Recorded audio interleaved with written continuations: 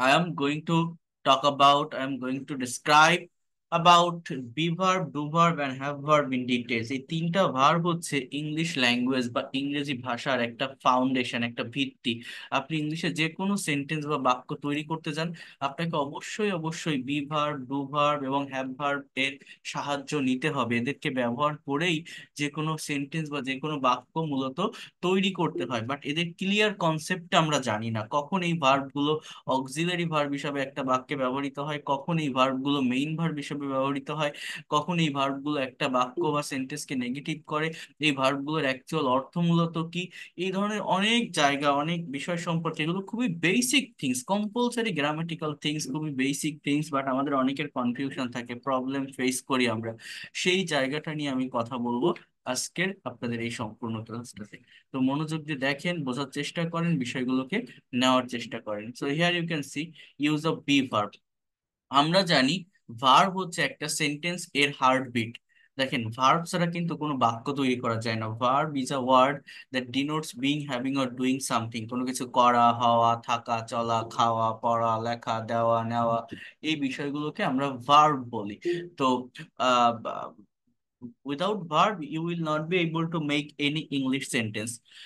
সমস্ত ভার্বের ভিতরে একটা গুরুত্বপূর্ণ ভার্ব হচ্ছে আমাদের এই বি ভার্ব, যে ভার্বটি অনেক ফর্মে, অনেক নামে এবং বিভিন্ন ভাবে একটা সেন্টেন্স বা বাক্যে ব্যবহৃত হয়ে থাকে। এই বিই, বিই, এই যে ওয়ার্ড, এই ওয়ার্ডের একটা পার্টিকুলার মিনিং আছে, সেটা হচ্ছে হওয়া, থাকা বা কোনো কিছুর অবস্থান বোঝানো। বি এর বাংলা অর্থটা হচ্ছে হওয়া, থাকা বা কোনো কিছুর অবস্থান বোঝায়। এরপর দেখেন, বি নিজেই একটা মেইন ভার্ব, আবার ব্যবহারের উপর ভিত্তি করে এটি অনেকগুলো ফর্মে ব্যবহৃত হয়ে থাকে। যেমন আমি যার প্রেজেন্ট ফর্মের ভার্ব এটা, পাস্ট ফর্ম হচ্ছে ওয়াজ wire, past participle being, present participle being. অর্থাৎ আমি আপনাদের সঙ্গে এর আগেও আলোচনা করেছি, আমরা যে ভার্ব গুলো পড়ি, ইংলিশে যত ভার্ব আছে প্রত্যেকটা ভার্বে টোটাল 5টা ফর্ম থাকে, V1, V2, V3, V4, V5, এরকম ফর্ম থাকে। অর্থাৎ মেইনলি যে তিনটা ফর্ম, সেটা হচ্ছে present form, past form, past participle form. সে এই যে বি নামের একটা ভার্ব, এই ভার্বেরও ফর্ম আছে। এবং এই ফর্মগুলো আমরা এগুলোকে জানি যে auxiliary verb, helping verb. But auxiliary বা হেল্পিং তখনই বলা হয় যখন এই ভার্বগুলো অন্য আরেকটা মেইন ভার্বের পূর্বে বসে সেন্টেন্স গঠনে সাহায্য করে। তখনই কিন্তু মূলত এই ভার্বগুলোকে অক্সিলারি বা হেল্পিং ভার্ব বলে আমরা চিনে থাকি বা জেনে থাকি। কখন? যখন এই ভার্বগুলো অন্য আরেকটা মেইন ভার্ব এর পূর্বে বসে সেন্টেন্স গঠনে সাহায্য করে। কিন্তু এগুলো ছাড়া যদি অন্য কোনো ভার্ব একটা বাক্যে না থাকে, এরা নিজেরাই যদি মেইন ভার্বের কাজ করে, তখন সেটাকে আপনি কি বলবেন? তখন সেই জায়গাটাকে আপনার বুঝতে হবে এই ভার্বগুলোই মেইন ভার্ব। অর্থাৎ এই ভার্বের বিভিন্ন ফাংশন আছে, ঠিক আছে? তো এগুলোকে অক্সিলারি বা হেল্পিং ভার্ব আমরা বলবো না, এদের নামটা হচ্ছে মূলত বি ভার্ব। যখন এটা অক্সিলারি রূপে ব্যবহৃত হয় তখন সেটাকে অক্সিলারি বলি। তো এইটাকে আমাদের ডিটেলসে জানতে হবে। যেমন এখানে অনেক কিছু লেখা আছে, বাট এইগুলো দেখাতে গেলে আপনাদের বুঝতে অসুবিধা হবে, সময় বেশি লাগবে। আমার মতো করে যদি দেখাই, সেটা সহজে নিতে পারবেন আপনারা। তো এই জায়গাটাতে দেখেন, লেখা আছে যে আমি আগেই বলেছি বি নিজেই একটা ভার্ব, যার মানে হওয়া, থাকা বা কোনো কিছুর অবস্থান বোঝায়। এখানে বি নিজেই প্রেজেন্ট ফর্মে ব্যবহৃত হতে পারে, আবার এর প্রেজেন্ট ফর্ম গুলো হচ্ছে অ্যাম, ইজ, আর। সাবজেক্ট যদি আই হয় তাহলে সাবজেক্টের পর অ্যাম বসে, হি, সি, ইট অথবা কোনো থার্ড পারসন সিঙ্গুলার নাম্বার হলে ইজ বসে। আর উই, ইউ, দে বা থার্ড পারসন প্লুরাল নাম্বার যদি সাবজেক্ট হয় তাহলে আর বসে। এগুলো পার্সন ভেদে হয়।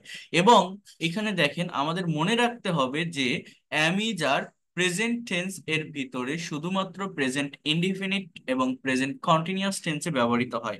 প্রেজেন্ট ইনডিফিনিট টেন্সে এটা নিজেই একটা মেইন বা প্রিন্সিপাল ভার্ব হিসাবে বসে, এবং প্রেজেন্ট কন্টিনিউয়াস টেন্সে এটা অন্য কোনো মেইন ভার্বের পূর্বে অক্সিলারি বা হেল্পিং ভার্ব হিসাবে বসে সেন্টেন্স গঠনে সাহায্য করে।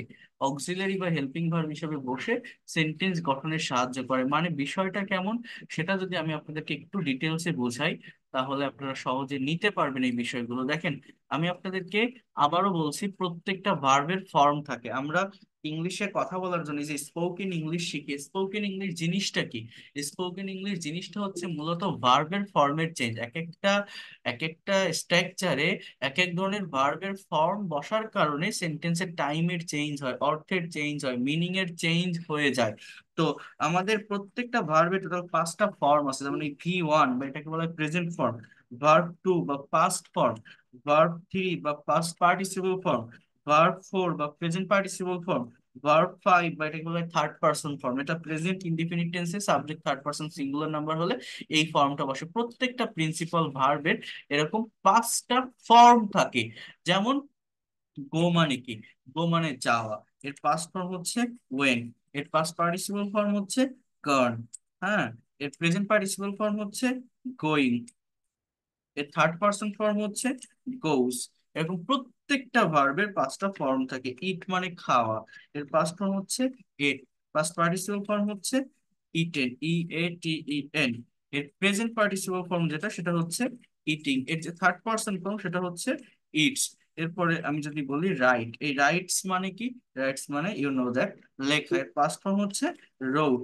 পাস্ট পার্টিসিপল ফর্ম হচ্ছে রিটেন।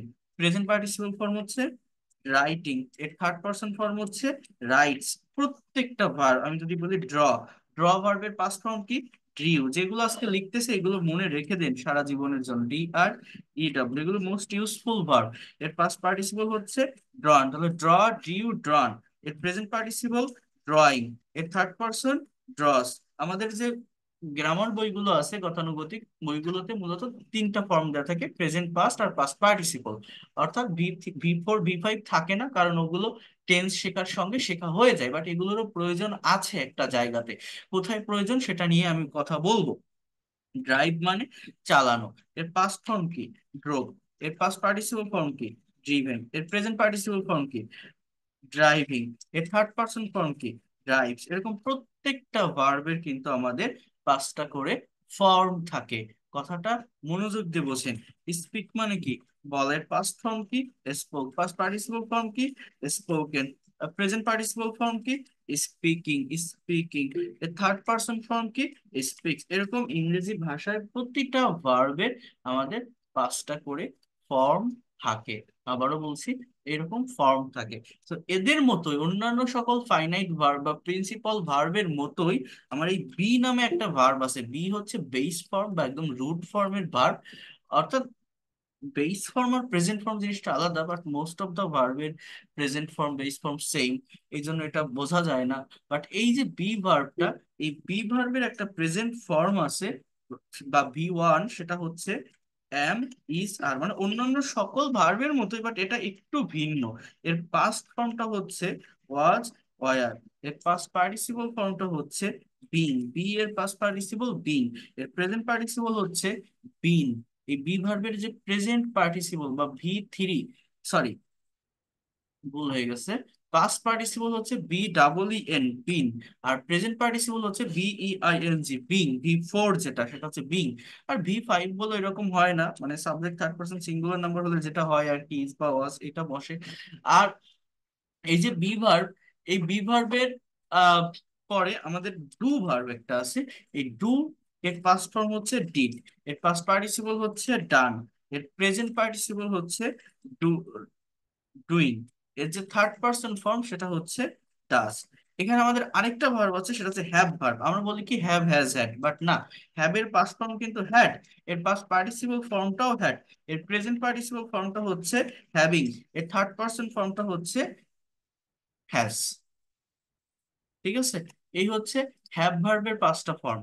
ভার্বের V5 বা থার্ড পারসন ফর্ম সবসময় দেখেন ভার্বের সাথে এস বা ইএস, বাট এই ভার্বটা কিন্তু ভিন্ন, এটা হ্যাভস না, হ্যাজ। এই বিষয়গুলো আমাদেরকে জানতে হবে, এই বিষয়গুলো অনেক গুরুত্বপূর্ণ, অনেক দরকার, অনেক বেশি ইম্পর্টেন্ট।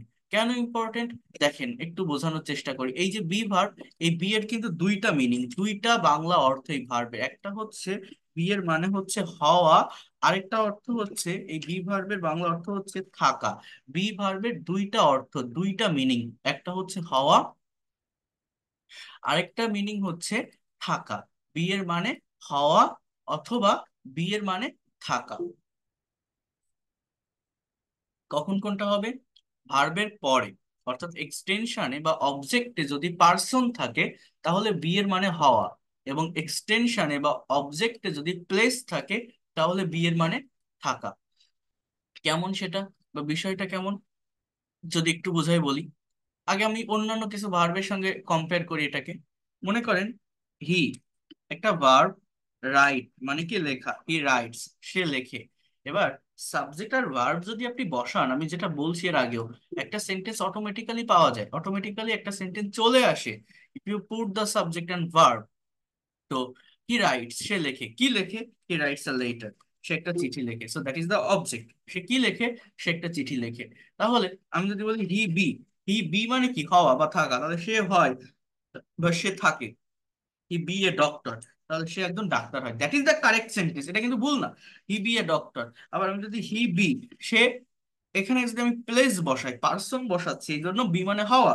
আমি যদি বলি ইন ঢাকা, প্লেসের আগে অ্যাট বা ইন প্রেপোজিশন ইউজ করতে হয়, তুলনামূলক বড় জায়গার আগে ইন, ছোট জায়গার আগে অ্যাট। সো আমি যদি বলি হি বি ইন ঢাকা, সে ঢাকায় থাকে। হি বি আর ডক্টর, সে হয় একজন ডাক্তার, কারণ বি এর মানে হওয়া বা থাকা। তো অবজেক্টে যদি আমার পার্সন থাকে, মানে এটাকে কমপ্লিমেন্ট বলে, এই এক্সটেনশনের জায়গাটাতে যদি পার্সন থাকে বি এর মানে হওয়া, প্লেস থাকলে বি এর মানে থাকা। এখন দেখেন এটাতে আমরা বি বসাবো না। বি হচ্ছে রুট ফর্ম বা বেস ফর্মের ভার্ব, এর একটা প্রেজেন্ট ফর্ম আছে সেটা অ্যাম ইজ আর, এবং পার্সন বেদে সেটা হয়ে থাকে। তো হি এর সাথে আমাদের ইজ বসে, আমরা এটা বসাই যে he is a doctor, he is in Dhaka. তাহলে এই যে হি রাইটস আ লেটার, এই সেন্টেন্সটা কোন টেন্সের সেন্টেন্স, এটা কিন্তু প্রেজেন্ট ইনডিফিনিট টেন্স। তো এটাও প্রেজেন্ট ইনডিফিনিট টেন্স, এটা কি বি ভার্বের প্রেজেন্ট ফর্ম। তাহলে এটা অ্যামিজার থাকলেই যে প্রেজেন্ট কন্টিনিউয়াস টেন্স হবে, বিষয়টা এরকম না, এই কনসেপ্টটা আমাদের বাদ দিতে হবে। যদি কোনো সেন্টেন্স বা কোনো বাক্যে অ্যামিজার ছাড়া অন্য কোনো ভার্ব না থাকে, অর্থাৎ এই অ্যামিজার অজার এরা নিজেরাই মেইন ভার্ব হয়, তাহলে সেটা প্রেজেন্ট ইনডিফিনিট বা পাস্ট ইনডিফিনিটে হতে পারে, নট কন্টিনিউয়াস। আমি যদি এটাকে বলি যে সে চিঠি লিখেছিল, হি রোট, রাইটের পাস্ট ফর্ম কি রোট, হি রোট আ লেটার, সে একটা চিঠি লিখেছিল। তো এই জায়গাটাতেও আমি যদি বলি সে একজন ডাক্তার ছিল, তাহলে হি, বি এর পাস্ট ফর্ম কি ওয়াজ, হি ওয়াজ আ ডক্টর। তাহলে ওয়াজ এর আছে বলে কি পাস্ট কন্টিনিউয়াস, এটা না, পাস্ট ইনডিফিনিট। ওয়াজটাই মেইন ভার্ব, বি ভার্বের পাস্ট ফর্ম, রাইট ভার্বের পাস্ট ফর্ম রোট, বি ভার্বের past form was. He was in Dhaka, সে ঢাকায় ছিল। অর্থাৎ বি এর দুইটা মানে, এই জিনিসটা আমাকে আগে বুঝতে হবে। আমি যদি এটাকে প্রেজেন্ট কন্টিনিউয়াস টেন্সেও লিখি, for example he is writing, এটা প্রেজেন্ট কন্টিনিউয়াস টেন্সের স্ট্রাকচার না, রাইটিং, হি ইজ রাইটিং, সে লিখিতেছে, he is writing a letter, সে একটা চিঠি লিখছে, he is writing a letter. কি বললাম, সে একটা চিঠি লিখছে, সে একটা চিঠি লিখছে, he is writing a letter. তাহলে আমি যদি বলি সে একজন ডাক্তার হচ্ছে, সে একজন ডাক্তার হচ্ছে, তাহলে হি ইজ, এই বি রাইটের পাস্ট প্রেজেন্ট পার্টিসিপল হচ্ছে রাইটিং, তো বি এর প্রেজেন্ট পার্টিসিপল বিং, তাহলে বি মানে কি হওয়া, বিং মানে কি হচ্ছে, ইজ বিং আ ডক্টর, সে একজন ডাক্তার হচ্ছে। তাহলে সে ঢাকায় থাকছে, ইজ বিং ইন ঢাকা, বলা যায় না, যায়। আমি যদি প্রেজেন্ট পারফেক্ট টেন্সেও লিখি, আমি যদি বলি সে একটা চিঠি লিখেছে, হি হ্যাজ, রাইটের পাস্ট পার্টিসিপল মানে ভি থ্রি কি, এই রাইটের পাস্ট পার্টিসিপল রিটেন, তাহলে বি এর পাস্ট পার্টিসিপল কি, been, B double E N, been. তাহলে আমি যদি বলি সে চিঠি লিখেছে, he has written a letter, he has written a letter, সে একটা চিঠি লিখেছে।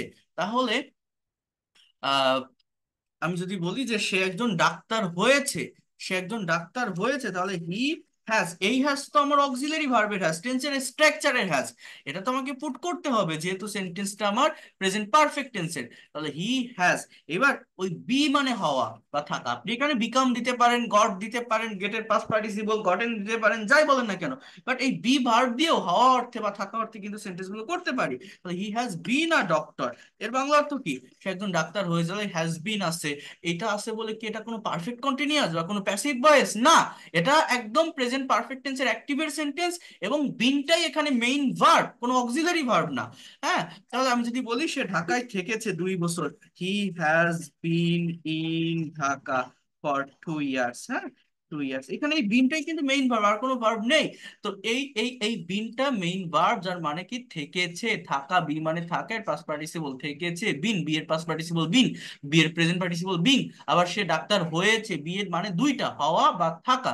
অর্থাৎ মেইন যে বিষয় সেটা হচ্ছে, আমি আপনাদের মূলত এইটাই বোঝাতে চাচ্ছি, প্রত্যেকটা প্রিন্সিপাল ভার্ব, প্রত্যেকটা ফাইনাইট ভার্ব, এই গো, ইট, রাইট, ড্র, ড্রাইভ, স্পিক, এদের যেমন পাঁচটা ফর্ম আছে, এদের যেমন পাঁচটা ফর্ম আছে, এই ভার্ব গুলোকে যেমন আমাদের টেন্সের স্ট্রাকচার টোটাল কয়টা, 12টা। 12টা টেন্সের স্ট্রাকচারে বিভিন্ন ওয়েতে ভার্বের ফর্মেট চেঞ্জ করে কিন্তু আমরা সেন্টেন্স তৈরি করি। যেমন I go to school, I went to school, I I I will go to school. I am going to school. I was going to school. I will be going to school.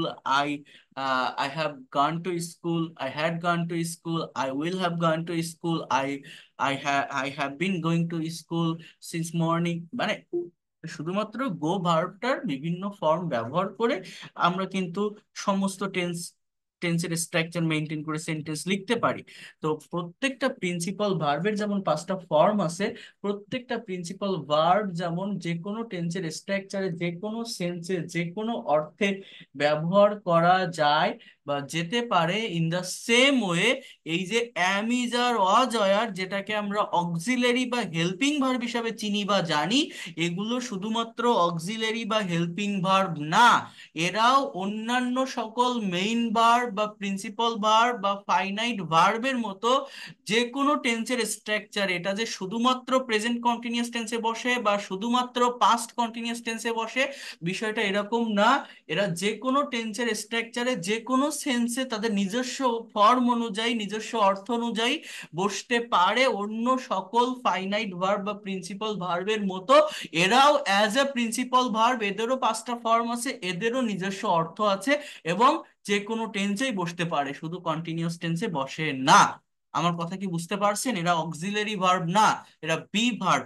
অন্য সব principal ভার্বের মতোই এদের form আছে, এরা সব টেন্সেই বসতে পারে। কথাটা কি কেউ বোঝেন আমি কি বললাম? শুনতে পাচ্ছেন আমার কথাগুলো? হ্যাঁ, বোঝা যাচ্ছে? এগুলো বেসিক থিংস, এগুলো বেসিক গ্রামার, এই বিষয়গুলো অনেক মানে বেসিক, আমি আবারও বলছি। বাট আমাদের এই বিষয়গুলো সম্পর্কে ক্লিয়ার কনসেপ্ট নেই, আর না থাকার কারণেই আমরা ইংলিশে বিভিন্ন জায়গায় একটা বাক্য লিখতে গেলে, একটা কথা বলতে গেলে প্রবলেম ফেস করি, সঠিকভাবে লিখতে পারি না বা সঠিকভাবে বলতে পারি না। তো এই জায়গাগুলো বা এই কনসেপ্টগুলো যদি আপনি ক্লিয়ার করতে না পারেন, সারা জীবন এই ভাষাটা শিখতে আপনি ব্যর্থ হবেন, আপনার বাধা থেকে যাবে একটা না একটা জায়গায়, কারণ এটা কম্পালসারি থিংস, এটা কি স্কিপ করে আপনি অন্য কোনো জায়গায় যেতে পারবেন না, অন্য কোনো জায়গায় এগোতে পারবেন না। তো এই জন্য বলছি, মনোযোগ দিয়ে বিষয়গুলোকে দেখেন। তাহলে আমরা কোথায় ছিলাম? আমি যদি সেই ফাইলে একটু আসি, এইখানে লেখা ছিল যে প্রেজেন্ট টেন্সের ভিতর এই am is are present indefinite এবং প্রেজেন্ট কন্টিনিউয়াস টেন্সে বসে থাকে। প্রেজেন্ট ইনডিফিনিট টেন্স এটা মেইন ভার্ব হিসেবে বসে, প্রেজেন্ট কন্টিনিউয়াস টেন্সে এটা অক্সিলারি বা হেল্পিং ভার্ব হিসেবে বসে। যেমন এইখানে কিছু বাক্য বা কিছু সেন্টেন্স আছে, যদি দেখেন, I am a doctor, he is a teacher, এগুলোকে কমপ্লিমেন্ট যুক্ত সেন্টেন্স বলে। যে সেন্টেন্স বা বাক্যগুলোতে অ্যাম ইজ আর অজ ওয়্যার এটা মেইন ভার্ব হিসাবে থাকে, এগুলোকে লিঙ্কিং বা কপিউলেটিভ ভার্ব বলে। বা এই এই এই যে সেন্টেন্স গুলোকে কমপ্লিমেন্ট যুক্ত সেন্টেন্স বলে। কমপ্লিমেন্ট মানে পরিপূরক। আমরা জানি যে একটা বাক্যের স্ট্রাকচার হচ্ছে subject plus verb plus object, but এটা ভুল। Subject plus verb plus extension, object না। এই এক্সটেনশনের জায়গায় অবজেক্ট বসতে পারে, কমপ্লিমেন্ট বসতে পারে, অ্যাডভার্বিয়াল বসতে পারে। ভার্বকে কি বা কাকে দ্বারা প্রশ্ন করলে অবজেক্ট পাওয়া যায়, কোথায় কখন কিভাবে কেন কতটুকু দ্বারা প্রশ্ন করলে অ্যাডভার্ব পাওয়া যায়। আর কোন সেন্টেন্সের সাবজেক্ট এবং অবজেক্ট যদি একই ব্যক্তি বা বস্তু হয়, মানে এক্সটেনশন যদি একই ব্যক্তি বা বস্তু হয়, অর্থাৎ অ্যাম ইজ আর অজ আর এই বি ভার্ব গুলো যদি মেইন ভার্ব হিসাবে বসে, বা এমন কিছু ভার্ব যদি বসে যে ভার্ব গুলো দ্বারা বি ভার্বকে রিপ্লেস করা যায়, মানে যে ভার্বকে বি ভার্ব দ্বারা রিপ্লেস করা যায়, সেইগুলোকে কমপ্লিমেন্ট যুক্ত সেন্টেন্স বলে। কমপ্লিমেন্ট মানে পরিপূরক। হি ইজ আ টিচার, যে হি সেই teacher. I am a doctor, যে আই সেই ডক্টর। দে আর ফার্মার, যারা দে তারাই ফার্মার। অর্থাৎ সাবজেক্টে যে থাকে অবজেক্টেও সেই ব্যক্তি বা বস্তু থাকে, এগুলি কমপ্লিমেন্ট যুক্ত সেন্টেন্স বলে। আরেকটা কথা কি বললাম, এই যে অ্যামি যার আছে বলে, এগুলো কিন্তু আমার প্রেজেন্ট ইনডিফিনিট না, সরি প্রেজেন্ট কন্টিনিউয়াস না, প্রেজেন্ট ইনডিফিনিট টেন্স। আরেকটা কথা কি বললাম, বি ভার্বকে রিপ্লেস করা যায়। যেমন আমি যদি বলি রহিম ওয়াজ আ ইউটিউবার, রহিম একজন ইউটিউবার ছিল। এই ওয়াজ না বলে আমি এখানে যদি বলি রহিম বিকেম আ ইউটিউবার, এই বিকেম মানে কি রহিম একজন ইউটিউবার হয়েছিল, এই বিকেমকে আবার রিপ্লেস করে বলেন রহিম ওয়াজ এ ইউটিউবার, মিনিং কিন্তু তেমন কোনো পার্থক্য নেই, চেঞ্জ হয় না, অর্থাৎ যে রহিম সেই ইউটিউবার। মেইন কথা হচ্ছে এমন কোনো বাক্য যেখানে সাবজেক্ট এবং অবজেক্ট একই ব্যক্তি বা বস্তু থাকে, সেইগুলোকে মূলত বলা হয় কমপ্লিমেন্ট, কমপ্লিমেন্ট যুক্ত সেন্টেন্স। তাহলে এই সেন্টেন্স গুলো কি present indefinite tense, not continuous. তাহলে কন্টিনিউয়াস টেন্স, এবার এবার যদি একটু এই জায়গাটাতে আসি, যে বি ভার্ব গুলো যখন কন্টিনিউয়াস টেন্সে ব্যবহৃত হয় তখনই এইগুলোকে, ভার্বের নামটা কি, বি ভার্ব। যখন এটা কন্টিনিউয়াস টেন্সে ব্যবহৃত হচ্ছে অর্থাৎ অন্য একটা মেইন ভার্ব বা ফাইনাইট ভার্বের পূর্বে, তখনই এটাকে অক্সিলারি বা হেল্পিং ভার্ব বলছি। এটা মূলত সেন্টেন্সের স্ট্রাকচারটাকে মেনটেন করার জন্য অ্যাজ ওয়েল অ্যাজ একটা সেন্টেন্সকে নেগেটিভ বা ইন্ট্রোগেটিভ করার জন্য ব্যবহৃত হয়। এবং এই জায়গাটাতে এই প্লেইং, ড্রয়িং, ওয়ার্কিং, ডুইং এইগুলোই মূলত মেইন ভার্ব, এই ভার্বগুলোই মূলত বাক্যের অর্থ দেয়। আর এই যে যেটা বললাম অ্যামিজারের মানে হওয়া বা থাকা, এই অর্থ দেয় না যখন এরা অক্সিলারি বা হেল্পিং ভার্ব হিসেবে বসে। এই ভার্বগুলো অর্থ তখনই দেয় যখন এরা মেইন ভার্ব হিসেবে বসে। তাহলে হি ইজ প্লেইং ফুটবল, তাহলে ইজের কোনো অর্থ নেই, প্লে যে প্লে শব্দটা খেলা, এইটাই মূলত অর্থ দিচ্ছে যে সে ফুটবল খেলছে। দে আর ড্রয়িং আ পিকচার, তারা ছবি আঁকছে। Karim is working at a company, Karim একটা কোম্পানিতে কাজ করছে। I am doing my homework, আমি আমার হোমওয়ার্ক করছি। You are writing a letter, তুমি একটা চিঠি লিখছো। অর্থাৎ কেউ কোনো কাজ বর্তমানে করতেছে, ইনস্ট্যান্টলি করতেছে, রাইট নাও করতেছে, এটাকে আমরা প্রেজেন্ট কন্টিনিউয়াস টেন্স বলি। স্ট্রাকচারটা হচ্ছে অ্যামিজারের পরে ভার্বের সঙ্গে আইএনজি, এবং এই অ্যামিজারের একটা মেজর ইউজ হচ্ছে এখানে নেগেটিভ বা ইন্ট্রোগেটিভ। আপনি যদি বলেন যে তারা ফুটবল খেলছে না বা তারা কি ফুটবল খেলছে, এটা কিভাবে বলবেন? আমার এই যে অ্যাফার্মেটিভ সেন্টেন্স বা মেইন সেন্টেন্সের ভিতর যে অক্সিলারি বা যে হেল্পিং ভার্বটা থাকে, এটার সাথে নট বসালে একটা বাক্য বা সেন্টেন্স নেগেটিভ হবে। অক্সিলারি ভার্ব বা হেল্পিং ভার্ব সাবজেক্টের আগে নিয়ে আসলে একটা বাক্য বা সেন্টেন্স ইন্ট্রোগেটিভ হবে। যেমন ইউ আর ইটিং রাইস, তুমি ভাত খাচ্ছ। আর ইউ ইটিং রাইস, তুমি কি ভাত খাচ্ছ? আর ইউ ইটিং রাইস, তুমি কি ভাত খাচ্ছ? You are not eating rice, তুমি ভাত খাচ্ছ না। আরএন্ট ইউ ইটিং রাইস, তুমি কি ভাত খাচ্ছ না? দে আর প্লেইং ফুটবল, তারা ফুটবল খেলতেছে। দে আর নট প্লেইং ফুটবল, তারা ফুটবল খেলছে না। আর দে প্লেইং ফুটবল, তারা কি ফুটবল খেলছে? আরএন্ট দে প্লেইং ফুটবল, তারা কি ফুটবল খেলছে না? আরএন্ট দে প্লেইং ফুটবল, তারা কি ফুটবল খেলছে না? তাহলে নেগেটিভ করার জন্য অক্সিলারি ভার্বের সাথে নট বসালে একটা সেন্টেন্স নেগেটিভ হয়। অক্সিলারি ভার্বটা সাবজেক্টের আগে আনলে ইন্ট্রোগেটিভ হয়। এখন এই ইন্ট্রোগেটিভ সেন্টেন্স মূলত দুই ধরনের, একটাকে বলা হয় ইয়েস নো কোশ্চেন, আর একটা বলা হয় double us question. Yes no এবং ডাবল ইউএস মানে কি, যে কোশ্চেনের অ্যান্সার বা উত্তরটা ইয়েস বা নো দিয়ে কমপ্লিট করা যায়, অর্থাৎ অক্সিলারি ভার্ব দিয়ে যে কোশ্চেনটা তৈরি হয় তাকে ইয়েস নো কোশ্চেন বলে। আর ডাব্লিউএইচ কোশ্চেনকে আরেকটা নাম বলা হয় ইনফরমেটিভ কোশ্চেন, অর্থাৎ ডাব্লিউএইচ ওয়ার্ড ইউজ করা হয় অক্সিলারি ভার্বের আগে। যদি সেটা হয় তাহলে সেখানে ইয়েস বা নো দিয়ে উত্তর কমপ্লিট করা যায় না, একটা এক্সট্রা ইনফরমেশন দিতে হয়।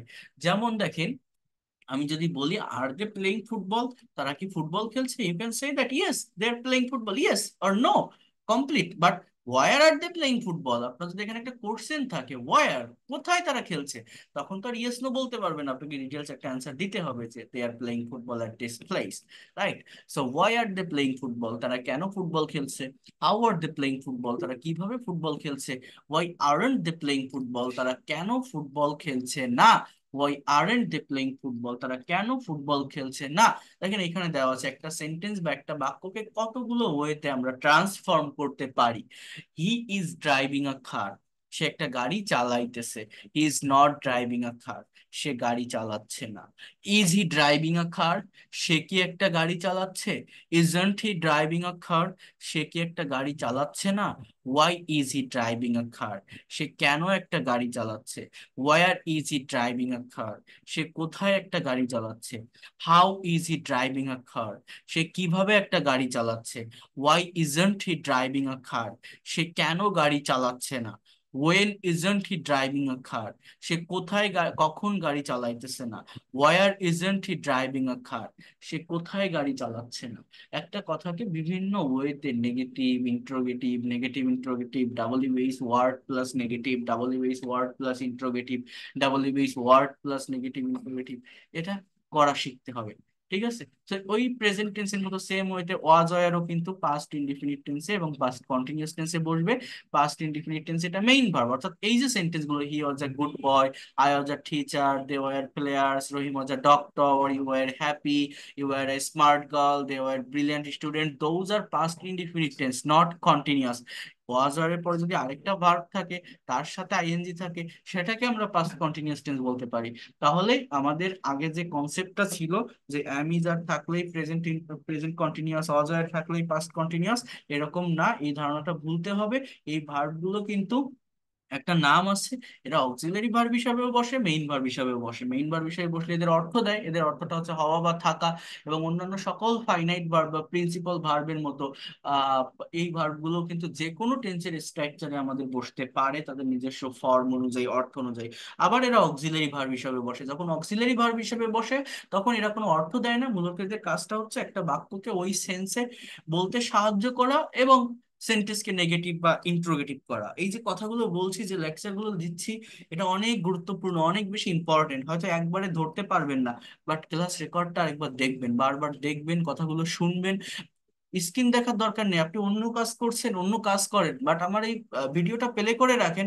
সমস্যা কি, প্লে করে রাখেন, আমার কথাগুলো যদি আরেকবার শুনতে পারেন, একবার দুইবার প্লে করেন, তাহলে বিষয়গুলো একদম ক্লিয়ার হয়ে যাবে, ভালোভাবে নিতে পারবেন। এই কাজটা আপনাকে করতে হবে। দেখেন, আমি ইংরেজি, আপনি ইংরেজি শিখতে আসছেন, এটা একটা ভাষা, এটা সায়েন্স না বা ম্যাথ না।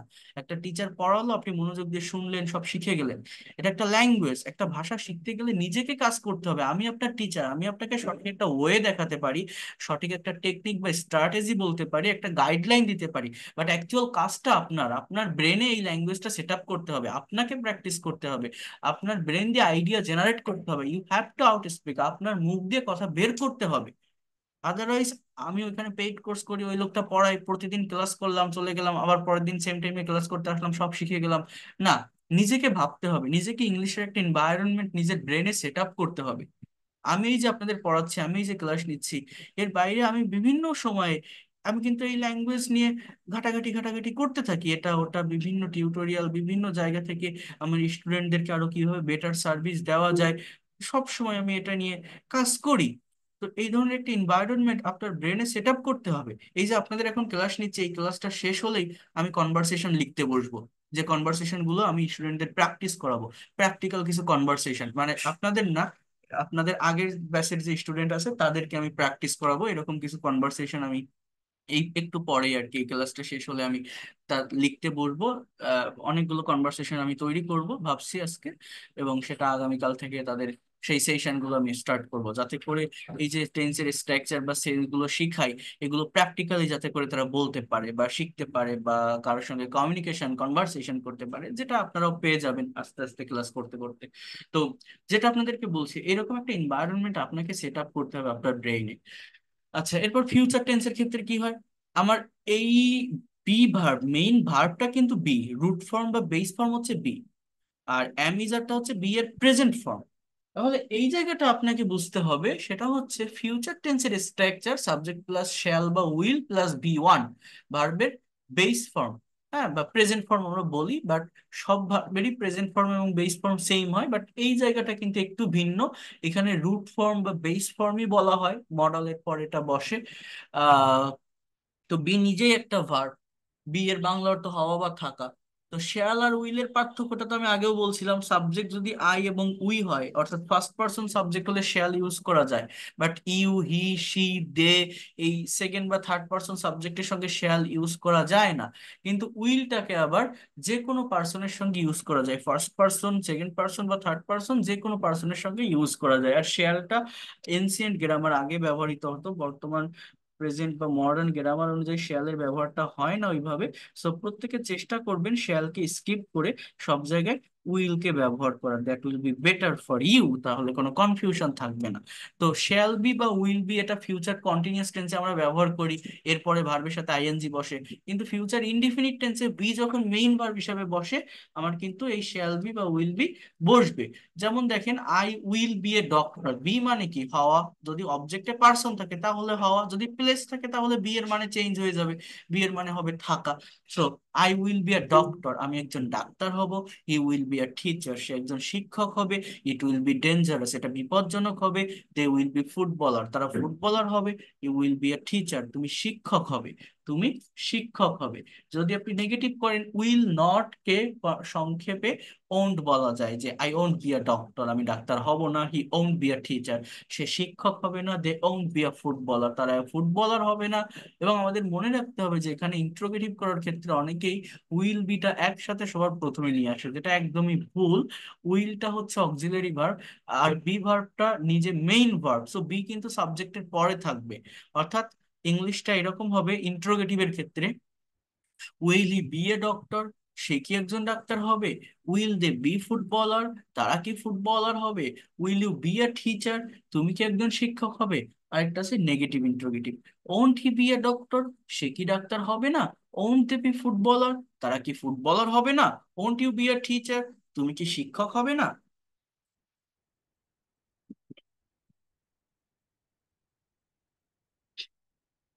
আচ্ছা, এরপর দেখেন ফিউচার কন্টিনিউয়াস টেন্সে বি ভার্বের ব্যবহার।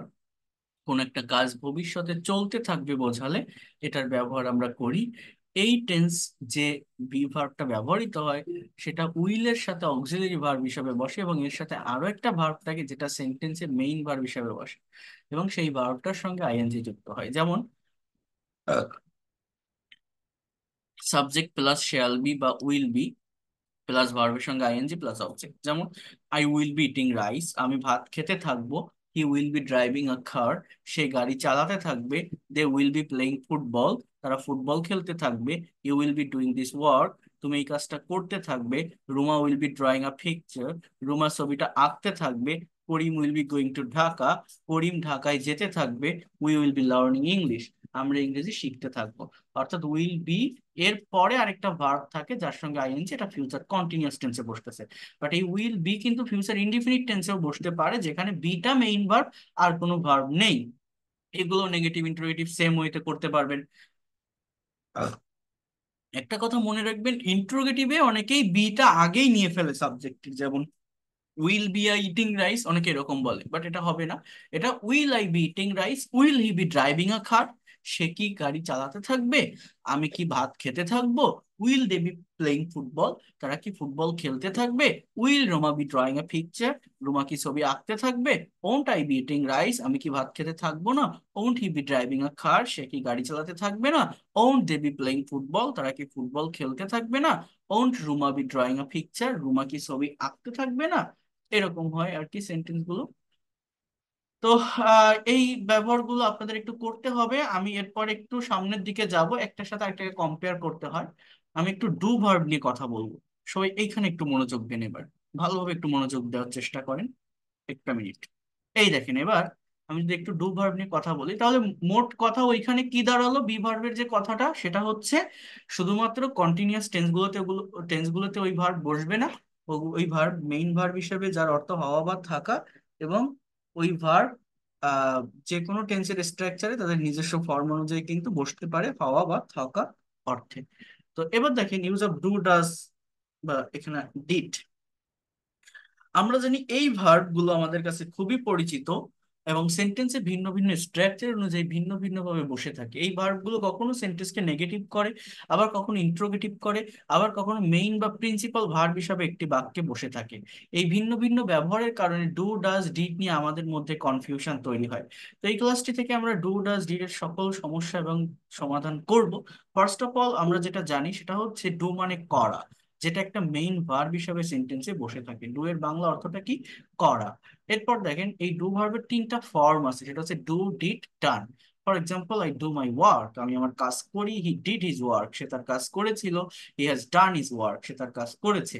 এই যে ডু অর্থ করা এবং মেইন ভার্ব হিসাবে ব্যবহৃত হচ্ছে, এটা অন্য সকল মেইন ভার্বের মতোই যে কোনো সেন্টেন্সের যে কোনো টেন্সে ব্যবহৃত হতে পারে। অর্থাৎ করা অর্থে কিন্তু আপনি ডু ভার্বের সবগুলো ফর্মকে যে কোনো স্ট্রাকচারে ব্যবহার করতে পারেন, যে I do the work, I am doing the work, he is doing the work, they are doing, যে কোনো কিছু, he has done the work, he has been doing the work. করা অর্থে যে কোনো টেন্সের স্ট্রাকচার এটাকে নিতে পারেন। কিন্তু দেখেন এই ডু ভার্বের সবচেয়ে গুরুত্বপূর্ণ যে ব্যবহার সেটা হচ্ছে এই ডু ডাজ ডিড প্রধানত প্রেজেন্ট ইনডিফিনিট এবং পাস্ট ইনডিফিনিট টেন্সকে নেগেটিভ এবং ইন্ট্রোগেটিভ করার জন্য ব্যবহৃত হয়। অর্থাৎ আমরা জানি যে টেন্সের 12 ধরনের স্ট্রাকচার আছে। আমরা যখন প্রতিটা স্ট্রাকচার দিয়ে সেন্টেন্স তৈরি করি তখন দেখি যে এই 12 ধরনের স্ট্রাকচারের ভিতর শুধুমাত্র প্রেজেন্ট ইনডিফিনিট টেন্স এবং পাস্ট ইনডিফিনিট টেন্সের সাথে কোনো অক্সিলারি বা হেল্পিং ভার্ব থাকে না, অন্য 10টিতে অক্সিলারি ভার্ব আছে। এছাড়া আমরা আরো একটা বিষয় জানি যে যদি কোনো সেন্টেন্সকে অ্যাফার্মেটিভ থেকে নেগেটিভ করতে হয় তাহলে সেই সেন্টেন্সে যে অক্সিলারি ভার্ব থাকে শুধুমাত্র সেই ভার্বের সাথে যদি নট বসিয়ে দেই তাহলে সেন্টেন্স নেগেটিভ হয়ে যায়। অর্থাৎ এটা আমি আগেও আপনাদেরকে বলছি, টোটাল টেন্সের স্ট্রাকচার হচ্ছে আমাদের 12টা। এই 12টা স্ট্রাকচারের ভিতর 10টাতেই মেইন সেন্টেন্স বা অ্যাফার্মেটিভ সেন্টেন্সে অক্সিলারি ভার্ব আছে। যে কোনো সেন্টেন্সকে নেগেটিভ করার নিয়ম হচ্ছে সেই সেন্টেন্সের ভিতর যে অক্সিলারি ভার্ব থাকে তার সাথে নট বসানো এবং অক্সিলারি ভার্বটাকে সাবজেক্টের আগে নিয়ে আসা। কিন্তু আমাদের একটা বিষয় মনে রাখতে হবে, সেটা হচ্ছে প্রেজেন্ট আর পাস্ট ইনডিফিনিট টেন্সে কোনো অক্সিলারি ভার্ব থাকে না। So as a auxiliary verb এইখানে আমরা মূলত ডু ডাজ ডিড এর সাহায্য নেই। ডু মানে আমরা জানি করা, বাট যখন সেটা অক্সিলারি বা হেল্পিং ভার্ব হিসাবে বসে তখন কিন্তু এদের কোনো মানে হয় না, that is no meaning. Just এটাই আমাকে মনে রাখতে হবে, নেগেটিভ বা ইন্ট্রোগেটিভ করার জন্যই ব্যবহৃত হচ্ছে। ডু এর যে অর্থটা আছে সেটা যখন এই ভার্বগুলো মেইন ভার্ব হিসাবে বসবে তখনই দিবে। অর্থাৎ এই যে জায়গাটার কথা আমি আপনাদেরকে এর আগেও বলেছিলাম, সেটা হচ্ছে যে কোনো সেন্টেন্সকে নেগেটিভ বা ইন্ট্রোগেটিভ করার ওয়েটা কি, নিয়মটা কি, যেটা আমি আপনাদেরকে এর আগেও বলেছিলাম। দেখেন, আম ইটিং রাইস, আমি ভাত খাচ্ছি।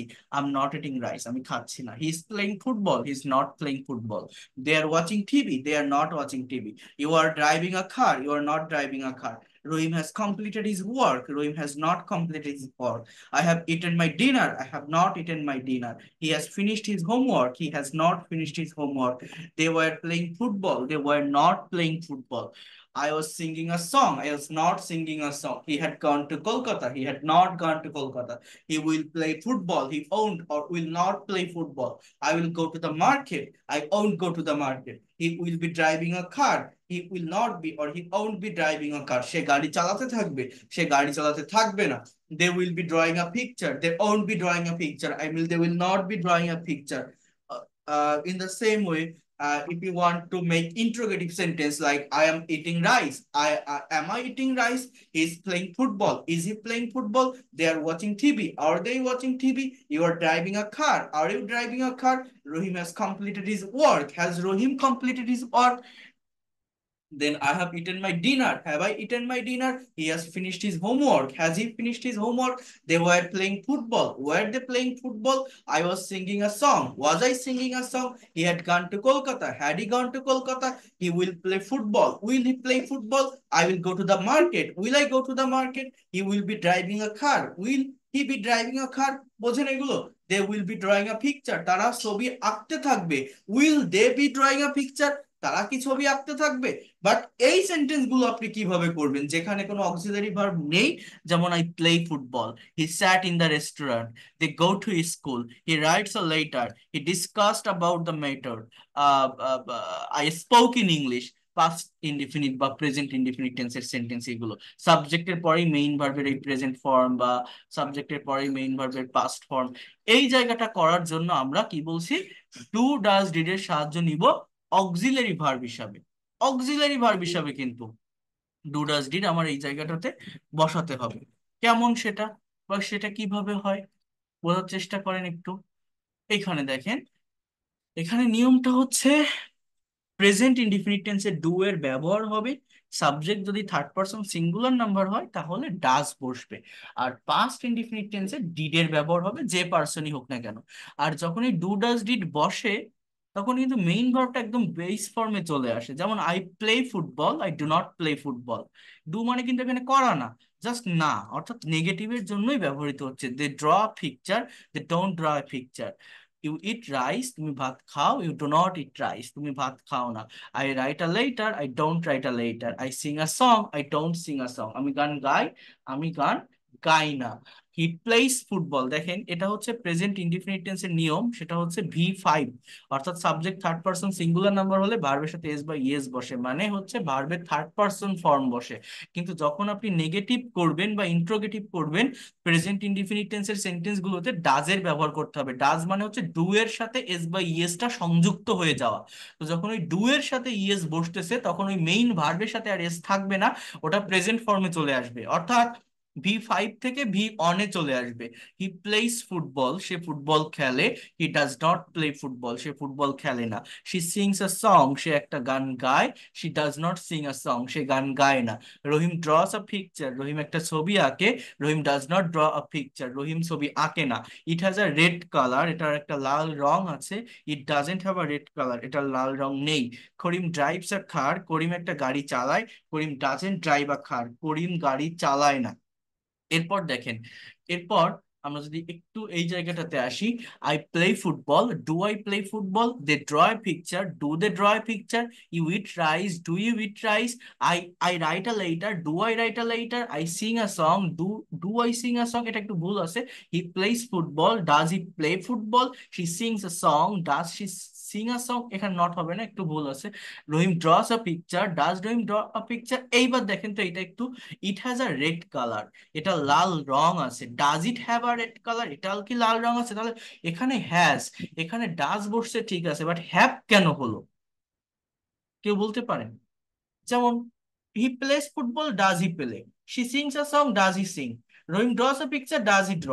তাহলে এখানে হ্যাজ আছে, আর এখানে ডাজ এর পরে হ্যাভ কেন হলো, এটা আমরা একটু দেখবো। তার আগে আমরা পাস্ট টেন্স গুলো একটু দেখি। যেমন দেখেন, আই প্লেড ফুটবল, আমি ফুটবল খেলেছিলাম। পাস্ট টেন্সের অ্যাফার্মেটিভ সেন্টেন্সে কি হয়? সাবজেক্টের পর মেইন ভার্ব বা ফাইনাইট ভার্বের পাস্ট ফর্মটা বসে। আই প্লেড ফুটবল, আমি ফুটবল খেলেছিলাম। আই ডিডেন্ট প্লে ফুটবল, আমি ফুটবল খেলিনি। ডিড আই প্লে ফুটবল, আমি কি ফুটবল খেলেছিলাম? আই এট রাইস, আমি ভাত খেয়েছিলাম। আই ডিডেন্ট ইট রাইস, আমি ভাত খাইনি। ডিড আই ইট রাইস, আমি কি ভাত খেয়েছিলাম? আই স্পোক ইন ইংলিশ, আমি ইংরেজি বলেছিলাম। I didn't speak in English, আমি ইংরেজি বলিনি। Did I speak in English, আমি কি ইংরেজি বলেছিলাম? তাহলে স্পিকের পাস্ট ফর্মে স্পোক, আমার অ্যাফার্মেটিভ সেন্টেন্সে পাস্ট ইনডিফিনিট টেন্সে আমি V2 বসাই, যখন আমি নেগেটিভ বা ইন্ট্রোগেটিভ করি, তখন কিন্তু আমার V1 বসবে। ঠিক আছে? আই মেট হিম, মিটের past form met, M EET, past form হচ্ছে MET, মেট, আমি তার সাথে দেখা করেছিলাম বা সাক্ষাৎ করেছিলাম। আই ডিডেন্ট মিট হিম, আমি দেখা করিনি বা সাক্ষাৎ করিনি। আর ডিড আই মিট হিম, আমি কি তার সাথে দেখা করেছিলাম বা সাক্ষাৎ করেছিলাম? হি ড্রিউ আ পিকচার, সে একটা ছবি এঁকেছিল। He didn't draw a picture, সে একটা ছবি আঁকেনি। Did he draw a picture, সে কি একটা ছবি এঁকেছিল? Did he draw a picture? I ate rice, আমি ভাত খেয়েছিলাম। আই ডিডেন্ট ইট রাইস, আমি ভাত খাইনি। ডিড আই ইট রাইস, আমি কি ভাত খেয়েছিলাম? ডিডেন্ট আই ইট রাইস, আমি কি ভাত খাইনি? আই স্পোক ইন ইংলিশ, আমি ইংরেজি বলেছিলাম। I didn't speak in English, আমি ইংরেজি বলিনি। Did I speak in English, আমি কি ইংরেজি বলেছিলাম? Didn't I speak in English, আমি কি ইংরেজি বলিনি? Why didn't I speak in English, আমি কেন ইংরেজি বলিনি? এইভাবে সেন্টেন্সকে ভাঙতে হবে। একটা সেন্টেন্সকে কতগুলো ওয়েতে ট্রান্সফর্ম করা যায়, এই ট্রান্সফর্ম করতে না পারলে ভাষাটা ভালোভাবে শেখা যায় না। এটা করতে পারলে দ্রুত ফ্লুয়েন্সি চলে আসে, ইনস্ট্যান্টলি কথা বলা যায়। He drew a picture, draw এর পাস্ট ফর্ম হচ্ছে ড্রিউ, সে একটা ছবি এঁকেছিল। He didn't draw a picture, সে ছবি আঁকেনি। Did he draw a picture, সে কি ছবি এঁকেছিল? Didn't he draw a picture, সে কি ছবি আঁকেনি। Where did he draw a picture, সে কোথায় ছবি এঁকেছিল? Why didn't he draw a picture, সে কেন ছবি আঁকেনি? When did he draw a picture, সে কখন ছবি এঁকেছিল? ইউ রোট আ লেটার, তুমি একটা চিঠি লিখেছিলে। You didn't write a letter, তুমি চিঠি লেখনি। Did you write a letter, তুমি কি চিঠি লিখেছিলে? Didn't you write a letter, তুমি কি চিঠি লেখনি? Why didn't you write a letter, তুমি কেন চিঠি লেখনি? When did you write a letter, তুমি কখন চিঠি লিখেছিলে? দে ড্রোভ এ কার, তারা গাড়ি চালিয়েছিল। দে ডিডেন্ট ড্রাইভ আ কার, তারা গাড়ি চালায়নি।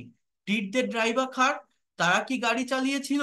Didn't they didn't they drive a car, তারা কি গাড়ি চালায়নি। Where did they drive a car, তারা কোথায় গাড়ি চালিয়েছিল? সো এইভাবে এই ভার্ব গুলোকে আপনারা নিজেরা একটু পড়ে ফেলবেন, একটু এক্সারসাইজ করবেন। আমি এই পিডিএফ ফাইলগুলো পাঠিয়ে দিব, ক্লাস রেকর্ড পাঠিয়ে দিব, দিলে আপনাদের কাজ করতে হবে, আপনাদের পড়তে হবে। আপনারা যদি চর্চা না করেন, আপনারা যদি চেষ্টা না করেন, কখনোই ডেভেলপ করতে পারবেন না। এখন এই সেন্টেন্সটা নিয়ে আমি একটু কথা বলবো আপনাদের সঙ্গে, কোথায় যেন ছিল এই যে বাক্যটা, যে আহ এই দেখেন, এই যে it has a red colour, it doesn't have a red colour, এটা কেন হলো? যেমন Rahim draws a picture, does not draw a picture. Karim drives a car, does not drive a car. এই ড্রাইভস থেকে ড্রাইভ, ড্রস থেকে ড্র, ডাজ বসার কারণে। But এই হ্যাজ থেকে হ্যাভ কেন হলো, এটা আমাকে বুঝতে হবে। এখানে যে ভার্বের ফর্মগুলো আমি লিখছি, খেয়াল করেন, আমরা অনেকে এরকম ভাবে সেন্টেন্স তৈরি করি। মনে করেন আমার একটা গাড়ি আছে, আই হ্যাভ আ কার। আমি যদি বলি আমার একটা গাড়ি নেই, আমরা এরকম বসাই, I have not a car. But that is the wrong sentence, এরকম আপনারা বসাবেন না। তার একটা তার একটা আহ, আহ, বাড়ি আছে, তার একটা কলম আছে, হি হ্যাজ আ পেন, তার একটা কলম আছে, তার কলম নেই, he has not a pen, আমরা এরকম বসাই। তার একটা বাড়ি বাড়ি ছিল, হি হ্যাড আ বাগান ছিল। গার্ডেন, তার একটা বাগান ছিল, হি হ্যাড আ গার্ডেন, তার বাগান ছিল না, he had not a garden, আমরা এরকম বসাই। বাট এগুলো হচ্ছে রং সেন্টেন্স। এর কারণ কি জানেন? এইখানে এই হ্যাভটাই মেইন ভার্ব, এই হ্যাজটাই মেইন ভার্ব, এই হ্যাডটাই মেইন ভার্ব। তো মেইন ভার্বের সাথে কি নট বসানো যায়? আমি যদি এরকম একটা সেন্টেন্স বলি যে হি গোস টু স্কুল, সেই স্কুলে যায়, আপনি কি এটা নেগেটিভ এরকম লেখেন যে হি গোজ নট টু স্কুল? এরকম তো লেখেন না। আপনি লেখেন কিভাবে এই সেন্টেন্সটাকে নেগেটিভ করার জন্য? হি ডাজ এর ব্যবহার করেন না, এটা প্রেজেন্ট ইনডিফিনিট টেন্স যেতে, তাহলে হি ডাজেন্ট, ডাজ নট বসালে মেইন ভার্বটার গোস থাকে না। এই গোসটা কি? এই যে গোস, এটা হচ্ছে ভার্বের থার্ড পারসন ফর্ম। যখন আপনি ডাজ বসাচ্ছেন, ডাজটা কি? এই যে ডু ভার্বের থার্ড পারসন ফর্ম। দেখেন এই যে গোস, এটা গো ভার্বের থার্ড পারসন বা ভি5। আর এই যে ডাজ, এটা ডু ভার্বের থার্ড পারসন বা ভি5। নেগেটিভ করার জন্য যখন ডাজ বসাচ্ছি, পরপর দুটো থার্ড পারসন ফর্ম বসতে পারে না, আমার এই গোসটা প্রেজেন্ট ফর্মে চলে যায়, সেটা হচ্ছে গো। অর্থাৎ হি গোস টু স্কুল, সে স্কুলে যায়, he doesn't go to school, আমরা এরকম লিখি। তাহলে আপনি এইখানে আই হ্যাভ আ কার, এই হ্যাভ কি প্রেজেন্ট ফর্মের ভার্ব, তো সাবজেক্টের পর ভার্বের প্রেজেন্ট ফর্ম। তাহলে আপনি এখানে কেন হ্যাভ নট বসাবেন যদি আপনি গোজ নট না বসান? হ্যাঁ, আমি যদি বলি I drive a car, I drive not a car বলবো? সেটা তো বলি না, I do not drive a car বলি। তাহলে আমি এখানে হ্যাভ নট কেন বলবো? হ্যাভ নট হ্যাজ নট কখন হবে? যখন এই হ্যাভ হ্যাজ বা হ্যাড অক্সিলারি ভার্ব হিসাবে বসবে। বাট এখানে তো এটা মেইন ভার্ব, এছাড়া আর কোনো ভার্ব নেই। এটা টেন্সটা কি? Present indefinite. নিয়ম কি? ডু নট ডাজ নট এর ব্যবহার। তাহলে আই এখানে আমার এরকম ভাবে লিখতে হবে, ডোন্ট হ্যাভ আ কার, আমার গাড়ি নেই। হি হ্যাজ আ পেন, তার একটা কলম আছে। এইবার দেখেন এখানে হ্যাজটা কেন লিখলাম? Subject third person singular number হলে ভার্বের সাথে এস বা ইএস হয়, বা এটাকে বলা হয় ভার্বের থার্ড পারসন ফর্ম বাই ভি5 বসে। যেমন এই যে হি গোস টু স্কুল, গো এর পাস্ট ভি5 হচ্ছে গোস। তো এই যে হ্যাভ, প্রত্যেকটা ভার্বের ভি5 হচ্ছে ভার্বের সাথে এস বা ইএস, এই goes, eats, writes, draws, drives, speaks. But এই ভার্বটা ভিন্ন। এই হ্যাভ ভার্বের থার্ড পারসন কিন্তু হ্যাজ। হ্যাভ ভার্বের থার্ড পারসনটা এইরকম না, হ্যাভস না, হ্যাজ। আমাদের এই জন্যই বলি, মানে স্ট্রাকচারে যেমন থাকে যে subject third person singular number হলে ভার্বের সাথে এস বা ইএস হবে, তাহলে তো আমরা এটাই বসাতাম হ্যাভস। কিন্তু না, আমাকে বুঝতে হবে এটা ভার্বের একটা ফর্ম, যেটাকে থার্ড পারসন ফর্ম বলে, ভি5 ফর্ম বলে। এবং সব ভার্বের ভি5 ফর্ম সেম না। সব ভার্বের ভি5 ফর্ম ভার্বের সাথে এস বা ইএস না। এই হ্যাভের থার্ড পারসন ফর্মটা হচ্ছে মূলত হ্যাজ। আবার আবার ডু এর থার্ড পারসন কি? ডাজ। তাহলে ডাজ আর হ্যাজ দুটোই থার্ড পারসন, পরপর বসবে। ডাজ আর গোজ দুটোই থার্ড পারসন, পরপর বসবে। তো আমি যখন নেগেটিভ করার জন্য ডাজ বসাচ্ছি, তখন এই হ্যাজটা প্রেজেন্ট ফর্মে চলে আসছে। যেমন এই গোজ থেকে গো হচ্ছে, তাহলে এই হ্যাজ থেকে কি হবে? হ্যাভ হবে। অর্থাৎ আমি যদি বলি তার একটা কলম আছে, হি হ্যাজ আ পেন, তার কলম নেই, হি ডাজের ব্যবহার করব। তারপর কি? Doesn't have a pen, not has, he doesn't have a pen. ঠিক আছে? অর্থাৎ পরপর দুটো থার্ড পারসনের ভার্ব বসবে না। ডাজ বসাচ্ছি কেন? Subject third person singular number তাই। হ্যাজ বসালাম কেন? Subject third person singular number তাই। তো যখন আমি নেগেটিভের জন্য ডাজ বসিয়ে দিয়েছি, অর্থাৎ অলরেডি একটা থার্ড পারসন ফর্মের ভার্ব বসিয়ে দিয়েছি, আর হ্যাজ বসবে না, ওইটা আমার প্রেজেন্ট ফর্মে চলে যাবে, অর্থাৎ হ্যাভ হয়ে যাবে। তাহলে হি হ্যাড এ গার্ডেন, আমার এটার নেগেটিভ হচ্ছে হি। এখানে পাস্ট টেন্স যেহেতু ডিডের ব্যবহার করতে হবে, ডিড কি পাস্ট ফর্মের ভার্ব, এই ডিড কি ডু এর পাস্ট ফর্ম, আবার এই হ্যাড কি হ্যাভ এর পাস্ট ফর্ম। তাহলে দুটোই পাস্ট ফর্মের ভার্ব, দুটো পাস্ট ফর্ম পরপর বসবে না। আমার ডিড বসলে অ্যাফার্মেটিভ সেন্টেন্সে ভার্বের পাস্ট ফর্ম বসে, বাট ডিড বসলে মেইন ভার্বটা বেস ফর্মে চলে আসবে, অর্থাৎ হ্যাড এর প্রেজেন্ট ফর্ম কি হ্যাভ। তাহলে he had a garden, he didn't have a garden, তার বাগান ছিল, তার বাগান ছিল না। He didn't have a garden, he didn't have a garden, তার বাগান ছিল না। অর্থাৎ এইভাবে এই সেন্টেন্স গুলোকে নেগেটিভ বা ইন্টারোগেটিভ করতে হবে। কিভাবে? ডু ডাজ ডিড এর ব্যবহার করে। কেন? কারণ এগুলো প্রেজেন্ট ইনডিফিনিট টেন্স বা পাস্ট ইনডিফিনিট টেন্স। এই হ্যাভ হ্যাজ হ্যাড এখানে main verb, have has had এদের সাথে নট কখন বসে? যদি এরা অক্সিলারি হয়। অক্সিলারি মানে কি? যদি কোনো পারফেক্ট টেন্সে বসে, যেমন আমি যদি বলি হি হ্যাজ প্লেড ফুটবল, এর বাংলা অর্থ হচ্ছে সে ফুটবল খেলেছে। এইটাকে আপনি যদি নেগেটিভ করেন, এখানে আমার হ্যাজ হ্যাজ মানে আসে না, হ্যাজ এর কোনো মিনিং নেই, জাস্ট নেগেটিভ বা ইন্টারোগেটিভ করার জন্য বসবে। এখানে মেইন রোডটা প্লে মানে খেলা, বাংলা অর্থ খেলেছে। তাহলে আমি যদি এখানে বলি যে ফুটবল খেলেনি, হি হ্যাজেন্ট বা হি হ্যাজ নট প্লেড ফুটবল, এখানে আমি has not, had not, have not বসাতে পারবো, বিকজ এটা অক্সিলারি ভার্ব, এটা মেইন ভার্ব না। এখানে মেইন ভার্ব হচ্ছে প্লেড, বাট এই জায়গাগুলোতে এই হ্যাভ হ্যাজ হ্যাড এরা মেইন ভার্ব, তো মেইন ভার্বের সাথে নট বসানো যাবে না। Do not, does not, did not, have বসিয়ে সেন্টেন্স গুলোকে আমার কাভার করতে হবে। আবার অজয়ের, এই যে অজয়ের এর মানে ছিল, হ্যাড মানেও ছিল। অ্যামিজার এর মানে আছে, থাকা বোঝায়, আবার এই হ্যাভ এর মানেও আছে বা থাকা বোঝায়। বাট পার্থক্যটা কি এইখানে? এইখানকার পার্থক্যটা আমি আগেও বলেছি যে হ্যাভ হ্যাজ হ্যাড এটা হচ্ছে কারো অধিকারে কোনো কিছু থাকা বা কারো মালিকানায় কোনো কিছু থাকা বোঝায়। আর এই অ্যামিজার অজয়ের সাবজেক্ট নিজে কোনো কিছু আছে এরকম বোঝায়। অর্থাৎ আমি যদি বলি যে সে এখন ঢাকায় আছে, বাংলা কি বলছে? আজ হয় কারেছে। এখন আপনি জানেন তো হ্যাভ মানে আছে, তো আমি কি এরকম বলবো যে হি হ্যাভ ইন ঢাকা? এরকম বলবো না। সাবজেক্ট নিজে কোনো জায়গায় থাকা বোঝালে আমার বি ভার্বের ব্যবহার, অর্থাৎ হি ইজ ইন ঢাকা। কিন্তু আমি যদি বলি তার একটা গাড়ি আছে, তার একটা গাড়ি আছে, হি হ্যাজ আ কার, তার একটা গাড়ি আছে, কিন্তু সে ঢাকায় আছে, হি ইজ ইন ঢাকা। অর্থাৎ এই হ্যাড মানেও ছিল, হ্যাড মানেও ছিল, ওয়াজ মানেও ছিল। পার্থক্যটা কি? আমি যদি বলি সে একজন ডাক্তার ছিল, তাহলে আমি যদি এরকম বলি হি হ্যাড আ ডক্টর, এই সেন্টেন্সটা কি আমার হবে? নাকি আমাকে বসাতে হবে হি ওয়াজ আ ডক্টর? আবার আমি যদি বলি যে তার একটা কুকুর ছিল, আমি কি এরকম লিখবো হি হ্যাড আ ডগ, নাকি হি ওয়াজ আ ডগ? কোনটা লিখবো? এই জায়গাগুলো, এই ফাংশনগুলো, এগুলো খুবই বেসিক থিংস, বাট আমাদের অনেকেরই এই জায়গাগুলো, এই ফাংশনগুলো সম্পর্কে ক্লিয়ার কনসেপ্ট নেই। আর না থাকার কারণে আমরা ভালোভাবে ল্যাঙ্গুয়েজটা শিখতে গিয়েও শিখতে পারছি না। সমস্ত স্ট্রাকচার শিখে, অনেক ভালো কিছু শিখে, স্পিকিং করার চেষ্টা করেও আমরা পারি না, এই কম্পালসারি জায়গাগুলোতে বিভিন্ন কনফিউশন থেকে যাওয়ার কারণে। আমার কথাগুলো কি আপনারা বুঝতে পারছেন? আমি কি বলছি, কথাগুলো বোঝা যায় যে জিনিসগুলো দেখাচ্ছি? হ্যাঁ, জি স্যার, জি স্যার। আপনারা কি এই যে যতটুকু আলোচনা করলাম কিছু কি শিখতে পারছেন? মনে হচ্ছে না এই জায়গাটা গুরুত্বপূর্ণ, বেসিক জায়গা, কিন্তু আমাদের অনেকেরই ক্লিয়ার কনসেপ্ট নেই এই জায়গাগুলো সম্পর্কে? মনে হয় বোঝা যায়? এর আগে যারা চর্চা করেছেন টেন্স বা অন্যান্য বিষয়গুলো, হ্যাঁ, তো ক্লিয়ার করতে হবে। হ্যাঁ, এ- এগুলো ক্লিয়ার করতে হবে। আমি ক্লাস রেকর্ড পাঠিয়ে দিব, ক্লাস রেকর্ড পাঠিয়ে দিলে বারবার এগুলো দেখবেন। তাহলে দেখেন হি হ্যাড এ ডক্টর, এর বাংলা অর্থ কিন্তু তার একজন ডাক্তার ছিল, সে ডাক্তার ছিল এরকম হয় না। হ্যাঁ, তাহলে সে একজন ডাক্তার ছিল, আমার হি ওয়াজ এ ডক্টর বলতে হবে, অর্থাৎ ওয়াজ ওয়ার, যার মানে সাবজেক্ট নিজে কোনো কিছু ছিল। আর এই হ্যাভ হ্যাজ এর ব্যবহার হচ্ছে সাবজেক্টের অধিকারে বা সাবজেক্টের মালিকানায় কোনো কিছু ছিল, অধিকার বা মালিকানা। যেমন আমি যদি বলি, তাহলে আমার এটা হবে না। আমি যদি বলি যে তার একটা কুকুর ছিল, এখন আপনি যদি বলেন যে ছিল ইংরেজিতে ওয়াজ, হি ওয়াজ এ ডগ, এর বাংলা অর্থ কিন্তু এরকম হয়ে যায় যে সে একটা কুকুর ছিল। তাহলে এটা আমার বসানো যাবে না। তার একটা কুকুর ছিল, অর্থাৎ একটা মানুষের একটা কুকুর ছিল, তাহলে হি হ্যাড আ ডগ বলতে হবে। হ্যাঁ, তার মানে কি, বিষয়টা বোঝেন? সাবজেক্টের অধিকারে বা মালিকানায় কোনো কিছু আছে বা ছিল বোঝালে হ্যাভ হ্যাজ হ্যাড এই ভার্বের ব্যবহার হবে। আর সাবজেক্ট নিজে কোনো জায়গায় ছিল বোঝালে ওয়াজ ওয়ার এই ভার্বটার ব্যবহার হবে। বা নিজে কোনো জায়গায় আছে বোঝালে অ্যামিজারের ব্যবহার হবে। আমার কথাটা বোঝার চেষ্টা করেন। হ্যাভ হ্যাজ হ্যাড পজেস করা বোঝায়, অধিকারে থাকা বোঝায়, মালিকানায় থাকা বোঝায়।